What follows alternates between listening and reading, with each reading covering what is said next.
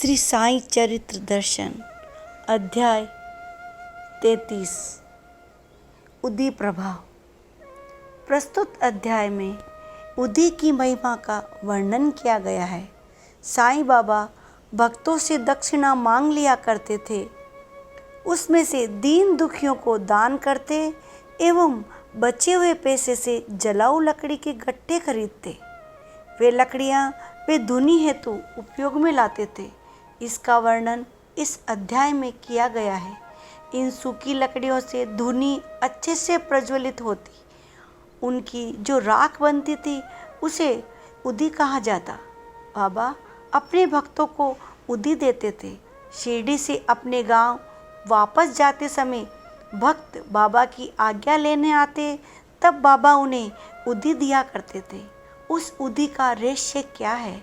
मस्जिद में अखंड धुनी जलती थी।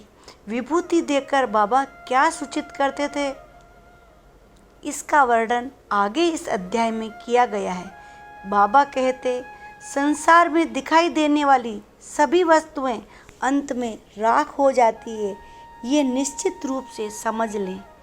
तुम्हारी मेरी सभी की यही स्थिति है।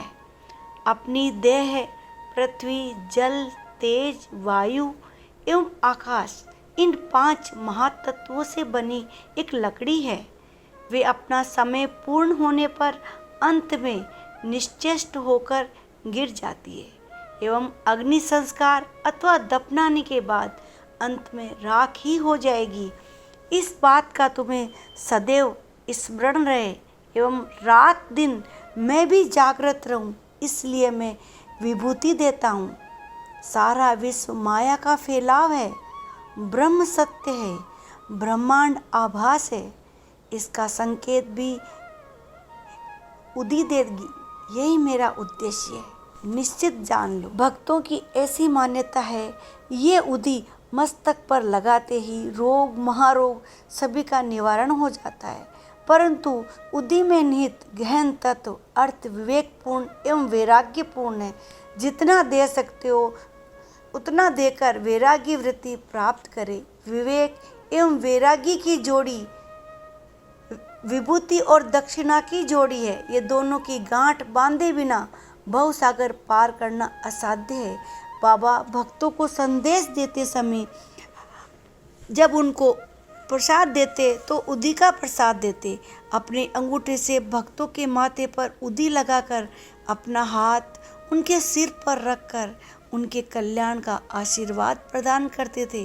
संसार उदी समान है, कमल पर पत्ते पर पड़ी हुई पानी की बूंदों की तरह यह देह नश्वर है, खत्म हो जाएगी, इसलिए इसका अभिमान मत करो। ये संदेश बाबा उदी प्रसाद द्वारा दिया करते थे। भक्तों ने बाबा को कभी कभी गाना गाते देखा था। उसका उदी का वर्णन उस गाने में था।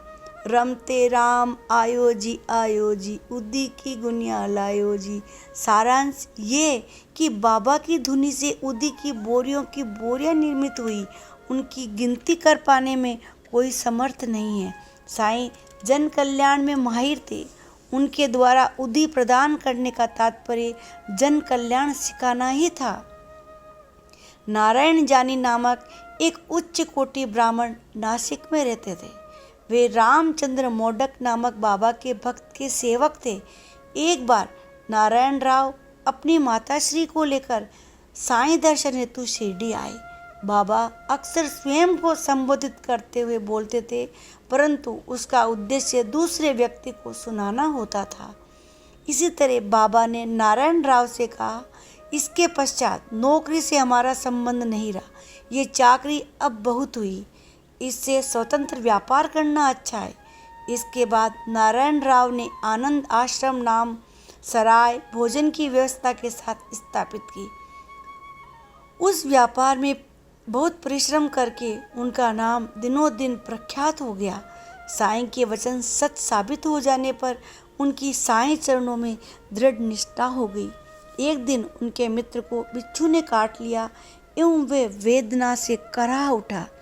बिच्छू काटने के स्थान पर उदी लगाने से आराम मिलेगा, ये सोचकर नारायण राव उदी ढूंढने लगे, परंतु वे नहीं मिल रही थी। उदी कहीं दिखाई नहीं दे रही थी। अंत में बाबा की तस्वीर के सामने करुण स्वरों में प्रार्थना की। उस तस्वीर के निचले स्थान पर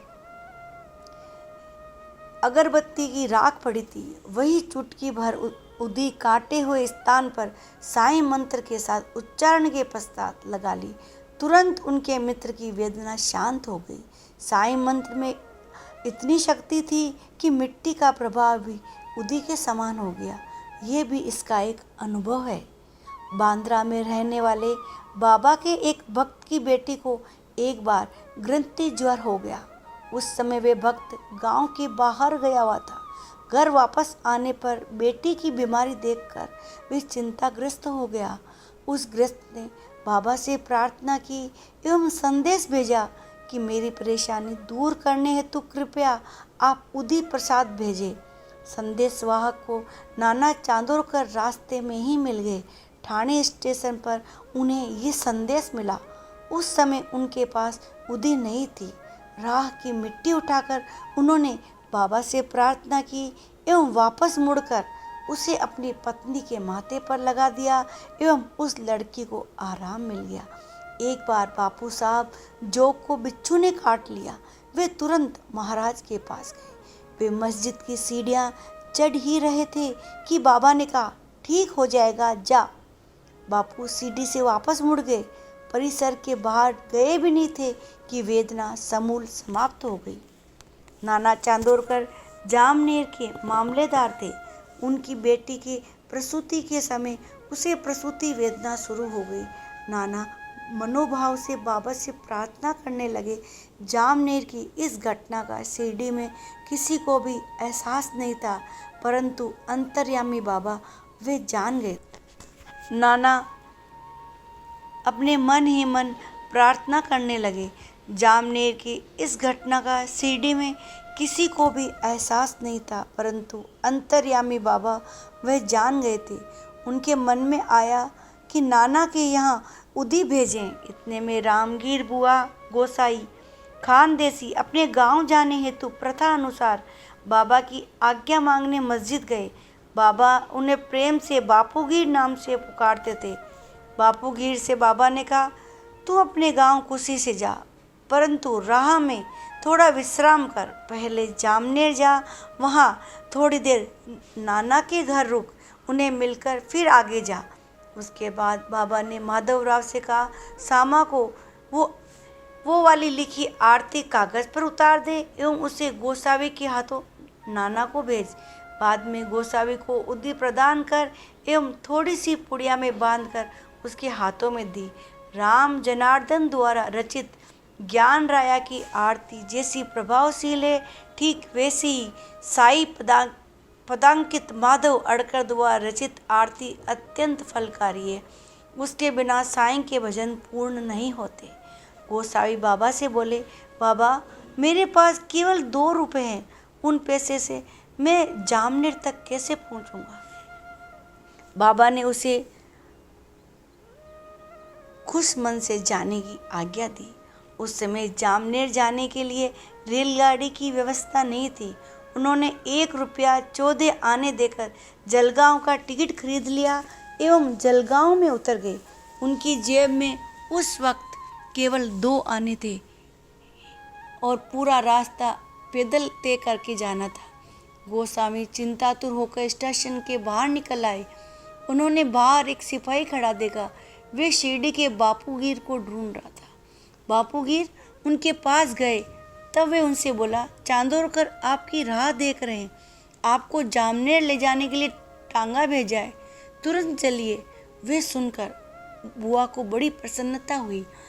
नाना को शिरडी से संदेश आया होगा, इसीलिए ये टांगा भेजा है। चलो अब हमारी बड़ी समस्या हल हो गई। ये सोचते हुए टांगे में बैठ गए। सिपाही बड़ा चतुर था।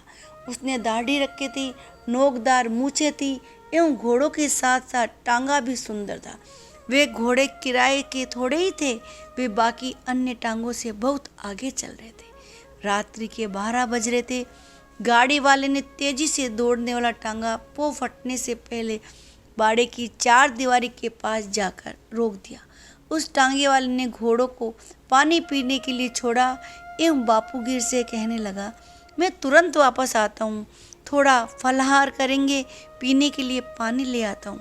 फिर हम दोनों आम के पेड़े एवं गुड़ पापड़ी के टुकड़े खाएंगे। बाद में घोड़े जोतकर आगे की यात्रा करेंगे। उसकी दाढ़ी एवं पहनावा बिल्कुल मुस्लिम था। उसकी आवाज़ सुनकर बापूगीर मन ही मन शंकित हो उठे। गाड़ी वाले से उसकी जाति पूछने पर गाड़ी वालों ने उन्हें कहा, अहो, मैं गढ़वाल का हिंदू क्षत्रिय हूँ, मेरी जाति राजपूत है। ये फलाहार भी नाना ने ही मेरे साथ भेजा है, इसलिए मन में बिना कोई शंका किए प्रसन्न मन से इस फलाहार का सेवन करे। इस तरह विश्वास होने पर बापूगीर ने उसके साथ फलाहार सेवन किया। टांगा आगे बढ़ने लगा। सूर्योदय के समय टांगा जामनेर पहुंच गया। सामने नाना की कचेरी दिखाई देने लगी। घोड़े थोड़ा रुक गए। रामगीर बाबा मन ही मन संतुष्ट हो गए और इतने में ही लघु शंका हेतु वे रास्ते के किनारे बाजू में गए। लघु शंका के उपरांत वापस आए तो क्या आश्चर्य, वे टांगा, वे गाड़ीवान, कोई भी वहां नहीं था। रामगीर बुआ चकित रह गए। कचेरी सामने ही थी, परंतु नाना का घर आ गया। ये पता लगते ही वे नाना का पता पूछते उनके घर गए। वे चबूतरे पर बैठ गए। उन्हें नाना ने अंदर बुलाया और उन्होंने उदीप बाहर निकालकर नाना के सामने वे पुड़िया रखी एवं सारा वृतांत सुनाया। आश्चर्य ये कि वे उदी जिस समय पहुंची उसी समय नाना की बेटी को प्रसूति के समय अड़चन पैदा हो रही थी। उसे अत्यंत कष्ट हो रहा था। उस कष्ट के निवारण के लिए नाना ने नवचंडी हवन का आयोजन किया था। सप्तशती का पाठ चल रहा था। वे देखकर गोसावी चकित रह गया। अपनी पत्नी एवं स्वयं बाबा की आरती बोलना शुरू किया और उन्होंने अपनी पत्नी को आवाज लगाकर कहा, ये उदी बाबा ने भेजी है, बेटी को खिला दो। और स्वयं बाबा की आरती बोलना शुरू किया। एक क्षण जैसा हुआ कि अंदर से संदेश आया। उदी हुए पानी का गिलास बेटी के होठों से लगाते ही उसे आराम मिल गया। उसके बाद बिना किसी निर्विघ्न के वे प्रसूत हो गई। रामगीर उसके बाद नाना से बोले, आपने मुझे लाने के लिए जलगांव स्टेशन पर जो टांगा भेजा था वो मुझे बाहर तक ले आया और बाद में वे कहाँ गया है ये समझ में नहीं आ रहा।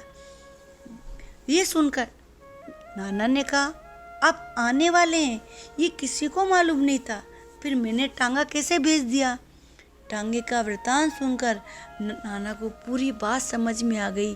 कहाँ का टांगा, कहाँ का सिपाही, ये सब के नाटककार तो मेरे बाबा साईं हैं। भक्तों के भक्ति भाव के कारण उनके संकट काल में वे दौड़ कर आते हैं। मेरा बाबा दौड़ कर आता है। उसके कुछ समय बाद ही बाबा ने निर्वाण प्राप्त किया। विजयादशमी के शुभ दिन देखकर बाबा ने अपनी देह धरा अर्पण की। नारायण राव ने इसके पहले 2 बार बाबा के दर्शन किए थे। बाबा की समाधि के 3 वर्ष बीत गए। नारायण राव को बड़ी प्रबल इच्छा थी कि बाबा के दर्शन होने चाहिए। बाबा के देहावसान के 1 वर्ष बाद नारायण राव जानी बीमार हो गए। सारे औषधि उपचार निष्फल हो गए। नारायण राव रात दिन बाबा का ध्यान कर रहे थे एवं एक रात उन्होंने स्वप्न देखा। उसमें साईं एक तलघर से बाहर आए एवं नारायण राव से कहने लगे, मन में किसी तरह की चिंता मत रख, कल से तेरी बीमारी कम होने लगेगी एवं 1 सप्ताह के बाद समाप्त हो जाएगी, स्वयं उठकर बैठ जाएगा। उसका अनुभव हुआ एवं नारायण राव उठकर बैठ गए। उसके कुछ दिनों पश्चात नारायण राव शिरडी गए एवं उनकी समाधि के दर्शन किए। तब उन्होंने ये अनुभव बताया। साईं बाबा की लौकिक देह मिट्टी में मिल गई, परंतु वस्तुतः वे समाधिस्थ थे। साईं जन्म मरण से परे हैं, जिसने भी कभी बहुत प्रेम से उनके दर्शन किए, उनके हृदय में वे बस जाते हैं। साईं बाबा केवल प्रेम के भूखे हैं। वे ऐसे भक्तों की भावपूर्ण पुकार का सदैव उत्तर देते हैं। वे स्थान एवं समय के बंधन से मुक्त है। साईं बाबा जैसा चाहे वैसा वेश धारण करते हैं, जहाँ चाहे वहाँ प्रकट हो जाते हैं। वे भक्तों के कल्याण हेतु कहीं भी घूमते रहते हैं। जब पहला महायुद्ध समाप्त हुआ, उसके पहले भारत में अंग्रेजों का राज्य था। लश्कर तैयार करने हेतु अंग्रेज जिला अधिकारी शहर शहर घूमकर लश्कर भर्ती करते थे। उनमें एक भक्त की ठाणे जिले में पद स्थापना हुई। उनका नाम अप्पा साहब कुलकर्णी था। उनकी साईं चरणों में बहुत श्रद्धा थी। उन्होंने बाला साहब भट्ट से साईं की तस्वीर लेकर पूजा हेतु रखी थी कि वे रोजाना साईं की तस्वीर को गंधाक्षत लगाकर फूल चढ़ाकर आरती करते एवं नैवेद्य अर्पण करते थे। साईं दर्शन में उनका ध्यान लगा रहा। केवल साईं के तस्वीर के दर्शन कर लिए, वही बिल्कुल साक्षात दर्शन के समान है, परंतु मन में पूर्ण भावना मात्र होनी चाहिए, जो समय आने पर संकेत मिल जाता है। एक बार बाला बुआ सुतार एवं मुंबई के नवीन तुकाराम कहे जाने वाले बाला बुआ बाबा के दर्शन हेतु शिरडी गए। वही उनकी पहली भेंट थी। उस समय बाबा का देहावसान नहीं हुआ था।